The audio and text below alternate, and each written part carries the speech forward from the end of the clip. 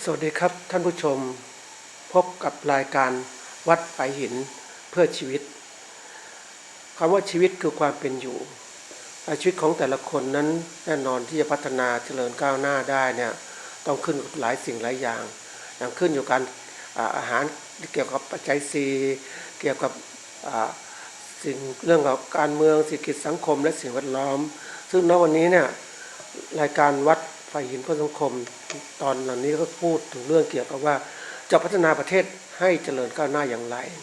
การว่าประเทศเจริญก้าวหน้าต้องพัฒนาคนให้คนมีความรู้มีศักยภาพวันนี้ก็เราก็ได้รับเกียรติจากท่านวิทยากรรสดรสวิทย์ลงวิสัยนะครับซึ่งจะมาพูดเรื่องการเมืองนะครับกันเป็นเรื่องใหญ่มากเพราะว่าที่ผ่านมานั้นเรื่องของการเมืองเนี่ยเป็นที่ได้รับความที่ว่าถ่ายทอดความรู้ได้น้อยส่วนใหญ่ของรัฐบาลก็จะเน้นเรื่องของการเศรษฐกิจสังคม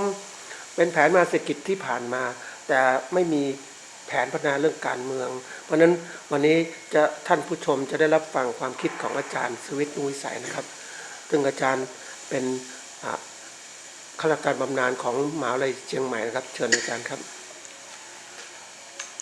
สวัสดีท่านผู้ฟังและท่านผู้ชมที่รักเคารพทุกท่านในประเด็นที่การพัฒนาประเทศชาติเนี่ยเป็นความหวังของประชาชนชาวไทยเป็นส่วนรวมว่าทำไมปัจจุบันนี้ประเทศไทยเราเมื่อเปรียบเทียบกับอาเซียน11ประเทศเนี่ยเมื่อเดิม50ปีแล้วเราตั้งอาเซียนด้วยกันเราเป็นอันดับหนึ่งของเพื่อนบ้านแต่ตอนนี้เนี่ยประเทศสิงคโปร์อยู่อันดับหนึ่งมาเลแล้วก็ประเทศอื่นๆด้วยประเทศไทยจะอยู่อันดับ5แล้วตอนนี้คือความล้าหลังของเราก็ทำไมมันถึงเกิดความล้าหลังเนี่ยในนักวิชาการชาวอเมริกันท่านหนึ่งชื่อนอร์แมนเจคอบเมื่อ2514ท่านมาวิจัยว่าประเทศไทยกับประเทศญี่ปุ่นเนี่ยตอนสงครามโลกครั้งที่2ก็มีความล้าหลังพอๆกันมีหนี้มีสินอะไรแต่ทำไมประเทศญี่ปุ่นเนี่ย50ปีผ่านไปประเทศญี่ปุ่นอยู่ในระดับแนวหน้าของโลกทางด้านเศรษฐกิจประเทศไทยทำไมถอยหลังอยู่นอร์แมนเจคอบก็สรุปได้ว่าปัญหาสำคัญ3ประการที่ประเทศไทยไม่เจริญก้าวหน้าก็คือ 1. มีการทุจริตไม่โปร่งใสไม่ซื่อสัตย์สุจริตในการบริหารงานตัวที่2คือมีระบบอุปถัมภ์เล่นพรรคเล่นพวกขอให้เป็นพวกของเราก็สนับสนุนเต็มที่ไม่ว่าโง่หรือฉลาดอย่างไรก็ตามทีตัวที่3นี่เป็นปัญหาของประเทศไทยล้วนๆก็คือมีการเปลี่ยนแปลงทางสังคมเศรษฐกิจการเมืองแบบวนอยู่กับที่คืออย่างในแง่ของการเมืองเนี่ยมีการยึดอำนาจรัฐประหารใน12 ครั้งตั้งแต่2475เป็นต้นมาและมีการกบฏ11 ครั้งรวมกันแล้ว23 ครั้งเนี่ยหมุนเวียนกันอยู่อย่างนี้แต่ญี่ปุ่นเขาไม่มีพอปี2488พอเขามีรัฐธรรมนูญใหม่เขาก็ดำเนินการทางเศรษฐกิจแล้วก็บริหารงานอย่างซื่อสัตย์สุจริตโปร่งใสตรวจสอบได้เขาก็เจริญก้าวหน้าเป็นที่ยอมรับของสังคมโลกมาดูสังคมไทยเรา3เรื่องนี้ในการทุจริตคดโกงเนี่ยเคยพูดแล้วว่าประเทศสแกนดิเนเวียคือนอร์เวย์สวีเดนเดนมาร์กนิวซีแลนด์สวิตเซอร์แลนด์พวกนี้คะแนนเต็ม10เขาอยู่ได้9จุดเศษ 9.8.9 ประเทศไทยคะแนนเต็ม10ได้แค่ 3.6 ในความโปร่งใสทุจริตคดโกงมีถึง 6.4 เพราะนั้น 64% ในการทุจริตคดโกงจะเข้าแวดวงไหนเหมือนกัน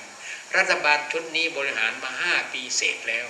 ถามว่าแก้ไขปัญหาทุจริตคดโกงได้ไหมไม่ได้รวมทั้งตัวผู้มีส่วนเกี่ยวข้องก็แก้ตัวไปอย่างนั้นเองไม่สามารถจะปราบหรือเขาเรียกว่าแอนตี้คอร์รัปชันคือต่อต้านการทุจริตคดโกงได้เขียนไว้ในรัฐธรรมนูญเขียนไปเถอะแต่พฤติกรรมของผู้บริหารไม่ได้แก้ไขปัญหาเรื่องนี้แต่ประเทศที่เจริญแล้วอย่างที่ว่าสแกนดิเนเวียหรือญี่ปุ่นเนี่ยเขาก็ อยู่ในระดับสูงในแง่ของความโปร่งใสฉะนั้นความไม่โปร่งใสของเราเนี่ยมันน่าเสียดายก็ตรงที่อยากจะนำพระพุทธศาสนาเป็นศาสนาประจำชาตินะแห่งชาตินะแต่พฤติกรรมของคนเนี่ยอทินนาทานเนี่ยคือการทุจริตคดโกงไม่ได้ลดน้อยถอยลงเลยในสาขาต่างๆถ้าเราเป็นชาวพุทธที่จริงเนี่ยเรามีวันต่างๆแล้วก็มีแม้แต่โฆษณางดเหล้าเข้าพรรษาอะไรต่างๆวันนี้ผมอ่านดูการวิจัยของมหาวิทยาลัยสแตนฟอร์ดประเทศที่ผู้สูงวัยมีมากเนี่ยทำไมผู้สูงวัยมีมากจะมีสุขภาพดีเขาบอกต้องมีลักษณะดังต่อไปนี้บอกตับและไตตับก็เข้มแข็งไตก็เข้มแข็งนะแล้วก็มีการบริหารร่างกายแล้วก็มีรักษาสุขภาพจิตฉะนั้นดูเมืองไทยแล้วนี่ก็แม้แต่ว่างดเหล้าเข้าพรรษาเนี่ยถ้าไม่งดเนี่ยเป็นปัญหาเรื่องตับและเรื่องไตนะฮะแล้วก็ปล่อยไม่ออกกำลังกายนี่ปล่อยให้อ้วนอะไรขึ้นมาก็เป็นโรคเบาหวานตามไปด้วยไตก็ต้องทำงานหนักอะไรฉะนั้นการรักษาสุขภาพจิตการออกกำลังกายการรักษาศีลไม่ดื่มเหล้ามากจนเกินไปเนี่ยนะก็จะทำให้ตับไตแข็งแรงฉะนั้นร่างกายแข็งแรงในประเทศชาติก็เช่นเดียวกันถ้าเราไม่มีการทุจริตคดโกงมากงบประมาณต่างๆที่มีอยู่ก็สามารถจะทุ่มในการบริหารประเทศชาติได้เขาบอกว่าประเทศชาติที่เจริญจะมีอยู่หรือการบริหารองค์กรต่างๆเขาเรียกมี 3M M1 คือ Man คือเป็นคนที่มีคุณภาพ M ที่2คือ Money คือรายได้งบประมาณ M ตัวที่3คือการจัดการ Management ท่านคงจะได้ยินคำว่า3ล้อถูกหวยเนี่ยพวก3ล้อถูกหวยสมมติว่าถูกหวยไป6 ล้านบาทญาติพี่น้องมาเยอะกินเลี้ยงกินเหล้ากินเหล้าอะไรต่างๆไปไม่ถึง2 ปีกลับมาฉีด300ใหม่เพราะเงิน6 ล้านนี่เกลี้ยงเลยอันนี้แหละคือการจัดการไม่ดีทีนี้มาดูประเทศไทยเราเนี่ยงบประมาณเราก็มีพอสมควรนะถามว่ามีความจำเป็นไหมจะต้องสร้างรางรถไฟรถด่วนจากโคราชมากรุงเทพทางมันก็สะดวกอยู่มันจะไปจ่ายพวกนี้ไปทำไมมันหมวดจัดการนะใช้เงินที่ไม่ก่อประโยชน์สูงสุดเพียงแต่ว่าผู้บริหารประเทศชาติอาจจะอยู่โคราชอะไรต่างๆอยากให้ไปสร้างอะไรให้ชาวโคราชเป็นอินฟราสตรัคเจอร์ที่เป็นรูปธรรมเกิดขึ้นไม่เคยคิดที่จะติดอาวุธทางปัญญาให้กับประชาชนชาวไร่ชาวนากับเกษตรกรเนี่ยพูดไปเถอะว่านาผืนแปลงใหญ่เนี่ยแต่ว่ารัฐบาลไปช่วยเรื่องจะทำยังไงให้การผลิตการเกษตรแล้วก็การฟื้นฟูผืนดินไถอะไรต่างๆนี่เป็นภาพรวมแล้วใช้งบประมาณน้อยโดยไม่ต้องให้เอกชนเขาต้องไปจัดการเองรวมตลอดถึงการผลิตที่เชิงเดี่ยวพืชเชิงเดี่ยวหรือหลายประเภทหรือแม้แต่ตอนนี้ก็บอกว่าอย่าไปปลูกข้าวนาปรังนะให้ไปปลูกพืชที่มีกินน้ำน้อยอะไรต่างๆเหล่านี้สิ่งเหล่านี้เนี่ยฝ่ายเกษตรหรือมหาวิทยาลัยเกษตรศาสตร์หรือคณะเกษตรศาสตร์เขามีความรู้ความเข้าใจเรื่องนี้ไม่ดึงคนกลุ่มนี้มาเป็นที่ปรึกษาหรือกำหนดนโยบายตามคิดเอาเองฝ่ายบริหารเนี่ยดังนั้นสังคมไทยเราที่ไม่เจริญก้าวหน้าก็ส่วนหนึ่งก็คือมีการหมุนเวียนกันในแง่ของความมั่นคงของชาติเขาคิดกันเองทั้งที่ประเทศไทยนี่มีความมั่นคงสูงสุดแหละในแนวความคิดของฝ่ายวิชาการนะแต่ฝ่ายคิดว่า ไอ้ไอ้มันมีที่รบกันนั้นมันมีปัญหาเรื่องนั้นมีการเดินขบวนจนไม่ศึกษาเลยว่าโลกนี้เนี่ยเขามีกันเป็นประจำเลยไม่เห็นมันเดือดร้อนมากนะขนาดฮ่องกงเนี่ย7-8 เดือนแล้วนี่ถ้าเป็นเมืองไทยเนี่ยตายแล้วพวกนี้ฉะนั้นวิธีคิดเนี่ยมันการจัดการแก้ไขปัญหาเนี่ยเราทุ่มเงินกับพวกนี้ไปมากโดยทอดทิ้งความจำเป็นว่าอะไรก่อนหลังอย่างสมมุติว่าเรียนหนังสืออยู่เนี่ยอาหารเนี่ย3 มื้อต่อวันเนี่ยมีความจำเป็นเป็นอันดับหนึ่งเราก็ต้องมาจัดการพวกนี้ให้มันครบถ้วนอย่าไปเที่ยวเตะเล่นมือถืออะไรต่างๆเลอะเทอะไปที่มันไม่ก่อประโยชน์ฉะนั้นสังคมไทยเราเป็นสังคมที่ไม่พัฒนาปัญญาคือไปใช้จ่ายในส่วนการจัดการแมネจเมนต์ในการจัดการในสิ่งที่ไม่คุ้มค่าไม่ประหยัดนะประเทศที่เจริญแล้วนี่เขาก่อให้เกิดประโยชน์ต่อส่วนรวมแล้วใช้จ่ายอย่างประหยัดแล้วก็รวมส่วนที่งานวิจัยเนี่ยมาพัฒนาประเทศชาติของเราเนี่ยอย่างรัฐธรรมนูญที่ผ่านมาเนี่ยไปแต่งตั้งฝ่ายความมั่นคงคือข้าการประจำ6 ตำแหน่งวันนี้ต้องเป็นวุฒิสมาชิกวุฒิสมาชิกก็คือผู้ตรวจสอบข้าการประจำมี2 ส่วนวุฒิสภานี่คือเป็นสมาชิกเขาเรียกว่าเป็นข้าการเมืองฝ่ายข้าการประจำคือตั้งแต่ข้าการปลัดกระทรวงและทั้งหลายแหละเป็นข้าการประจำให้ข้าการเมืองเป็นผู้ตรวจสอบแล้วเป็นผู้กำหนดนโยบายให้ข้าการประจำไปทำผมขอชมท่านชวนหลีกภัยนะที่ท่านบอกข้าการประจำไม่น่าจะมาเป็นวุฒิสมาชิกเนี่ยผมเห็นด้วยเพราะว่าถ้าเปรียบเทียบข้าการประจำนี่เหมือนนักกีฬาเช่นตอนนี้กำลังแข่งแบดมินตันอยู่ที่อินโดนีเซียโค้ชคือผู้ฝึกฝนเนี่ยต้องเป็นคนละคนกับนักกีฬาแต่เมืองไทยเรานี่ถ้าเอาข้าการประจำขึ้นมาเป็นวุฒิสมาชิกก็เอานักกีฬามาเป็นโค้ชด้วยแล้วคุณจะเห็นกำหนดนโยบายให้ข้าการประจำนำนโยบายไปปฏิบัติได้อย่างไรมั่วอันนี้คือการทำงานแบบมั่ว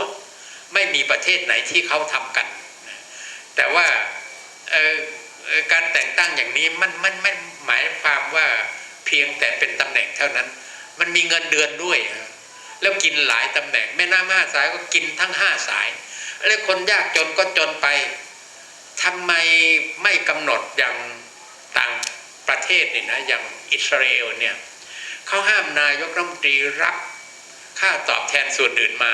ถ้าไปรับสมมติไปบรรยายมาต้องแจ้งต้องรายงานให้ฝ่ายบัญชีหรือกระทรวงการคลังทราบของเราไม่มีเล่นพักเล่นพวกเนี่ยพักพวกมากก็กินหลายตำแหน่งลักษณะนี้คือการอทินนาทานแล้วก็ไม่เห็นกับเพื่อนมนุษย์ด้วยกันที่อยู่ในตำแหน่งอื่นสังคมที่เจริญก้าวหน้าได้ในทางวิชาการเนี่ยมี2 ทาง1แบ่งหน้าที่กันทำตามความรู้ความสามารถ2ร่วมมือกันทำอย่างไฟไหม้บ้านหลายคนต้องร่วมกันดับไฟแต่ว่าความรู้ความสามารถแต่ละฝ่าย5 ปีแล้วที่รัฐบาลชุดนี้เนี่ยแก้ไขปัญหาเศรษฐกิจไม่ได้ก็ยังไปเชื่อคนบางคนอยู่ถ้าเป็นประเทศอื่นแม้แต่2 ปีถ้ามันเกิดปัญหาเขาลาออกแล้วเพราะนั้นความที่อดทนอดกลั้นอยู่ในตำแหน่งได้อย่างหน้าตาเฉยนี่เป็นความอดกลั้นอดทนของคนบางคนในประเทศด้อยพัฒนาที่ไม่เจริญก้าวหน้าอย่างประเทศชาติที่เขาเป็นกันนะฉะนั้นฝ่ายวิชาการเนี่ยมีหน้าที่ชี้นำโดยเฉพาะอาจารย์มหาวิทยาลัยต้องชี้นำทางสังคมได้ต้องมีความกล้าหาญทางวิชาการว่าไอ้นี่คือมันเป็นอย่างนี้อย่างที่เล่าให้ฟังว่านอร์แมนเจคอบเนี่ยเขาเป็นชาวอเมริกันปี2514เขามาเปรียบเทียบประเทศไทยกับประเทศญี่ปุ่นว่าหลังสงครามโลกครั้ง2ปี2488เนี่ยมาถึงวันนี้เนี่ยทำไมมันห่างไกลกันมากก็ปัญหาของไทยก็มี3 ตัวนี้แก้ไขไม่ตกแล้วก็เปรียบเทียบนะ พระบาทสมเด็จพระเจ้าอยู่หัวรัชกาลที่ 9ท่านพอเกิดปัญหาวิกฤตทางการเมืองท่านก็เชิญอดีตนายกกับพวกที่การเคลื่อนไหวเดินถนนหนทางเนี่ยมาปรึกษาหารือกันท่านบอกว่าสองท่านนี้แหละที่จะทำให้บ้านเมืองอยู่ในความสงบได้ท่านพลเอกสุจินดาคราประยูรอยู่ในตำแหน่งได้48วันท่านขอลาออกจากตำแหน่งนายกแล้วก็ขอให้แต่งตั้งคนอื่นที่มีความรู้ความสามารถแล้วเห็นแก่ประเทศชาติท่านไม่หวงตำแหน่ง48วันแค่นั้นท่านจากไปจำลองศรีเมืองก็หยุดประท้วงบ้านเมืองก็สงบตอนนี้สังคมไทยเรากลับถอยหลังไปมากเลยถอยหลังเข้าคลองยามมืดมิดในราตรีที่มืดมิดด้วยก็คือฝ่ายหนึ่งเขาอดรนทนไม่ไหวมาวิ่งไล่ลุงตู่เงี้ยอีกฝ่ายหนึ่งก็บอกเดินเชียร์ลุงตู่แล้วขับไล่พวกขับไล่ลุงตู่ไปอันนี้คุณใช่ไหมกลุ่มใช่ไหมที่ยึดอำนาจมานี่บอกจะให้ประเทศชาติมันสามัคคีกันแต่คุณกลับไปไม่ห้ามปรามฝ่ายที่เชียร์ตัวเองนะแล้วสัดส่วนก็ต่างๆฝ่ายสื่อมวลชนก็เป็นก็เละเทะกันต่อไปเพราะนั้นประเทศชาติถ้าปล่อยอยู่อย่างนี้แล้วคนที่บริหารประเทศชาติผู้มีอำนาจที่ผมเคยพูดเสมอว่าลอกมาจากสุนทรภู่ไม่เมาเหล้าแต่เรายังเมารักสุดจะหักห้ามจิตชิดแค่ไหนอันเมาเหล้าเช้าสายก็หายไปแต่เมาใจนี้ประจำทุกค่ำคืนผมก็เลยเปลี่ยนตอนท้ายว่าไม่เมาเหล้าแต่เรายังเมารักสุดจะหักห้ามจิตชิดแค่ไหนอันเมาเหล้าเช้าสายก็หายไปอำนาจใหญ่เมามันทุกวันคืนเพราะฉะนั้นคนที่ไปยึดอำนาจเนี่ยพอเมาแล้วเขาได้อำนาจเขาสั่งการได้ต่างๆท่านประธานาธิบดีคนที่16ของสหรัฐอเมริกาชื่อลิงคอล์นท่านบอกอยากจะรู้นิสัยหรือสันดานของคนไหมจงมอบอำนาจให้เขาจะรู้เลยว่าเขามีนิสัยอย่างไรอันเนี้ยก็แสดงเห็นว่าเราเวลาเมาอำนาจแล้วก็คิดว่าตัวเองประเสริฐเลอเลิศทั้งที่ไม่มีความรู้ในแง่ของการพัฒนาประเทศชาติการแก้ไขปัญหาต่างๆแล้วไม่แสวงหาถ้าดูสามก๊กเนี่ยว่าถ้าเรามองดูของเบ้งเนี่ยเป็นปัจเจกชนนะแต่ว่าโจโฉเนี่ยเขามีที่ปรึกษาเป็นคณะกรรมการแล้วในที่สุดสามก๊กเนี่ยอยู่กันประมาณ90ปีก็ตกอยู่ในมือของตระกูลสุมาอี้เพราะสุมาอี้จะมีคณะกรรมการบริหารงานดูสามก๊กมาดูสังคมไทยแล้วเนี่ยท่านนายกรัฐมนตรีจะต้องหาที่ปรึกษาว่า5ปีแล้วแก้ไขปัญหาไม่ได้ยังจมอยู่อย่างนี้ก็นำพาประเทศชาติไปสู่ความเสื่อมจะไม่มีใครที่ไปสร้างอนุสาวรีย์ไว้กราบไหว้ประเทศไทยเราขาดอย่างหนึ่งเราขาดอนุสาวรีย์นายกรัฐมนตรีที่เราภาคภูมิใจที่จะกราบไหว้บูชาว่าแก้ไขปัญหาพาประเทศชาติไปสู่ความเจริญก้าวหน้าอย่าไปมองอย่างอื่นเลยมาเลเซียนี่เขาซื่อสัตย์สุจริตสูงกว่าประเทศไทยเน้นโปร่งใสเพียง 3.6 มีการทุจริตถึง 64%มหาเทพอเห็นคนอยู่ในกลุ่มเดียวกันนี่แหละทีแรกเป็นคณะรัฐบาลร่วมกันเป็นรองนายกด้วยพอท่านออกจากตำแหน่งก็สนับสนุนให้รองนายกขึ้นมาเป็นเพราะเป็นนายกมีข่าวว่ามีการโยกย้ายเงินทำให้เกิดความเสียหายมหาเทประกาศเลยผมจะลงสมัครรับเลือกตั้งเพื่อขจัดปัญหาทุจริตคดโกงในประเทศชาติเรา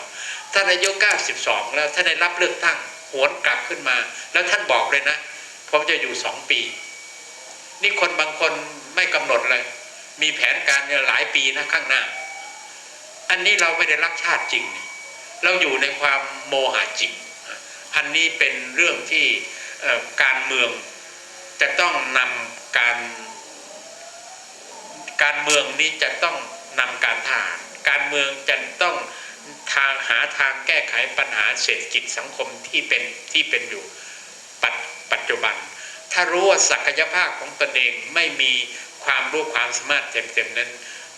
ก็หลายท่านคือ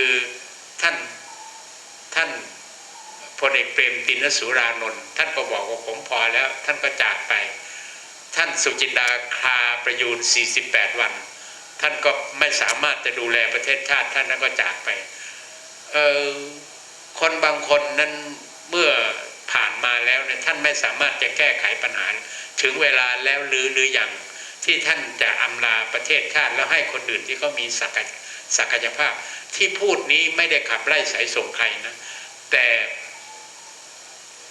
เรื่องที่ผ่านมาในอดีตในสังคมไทยนั้นบุคคลที่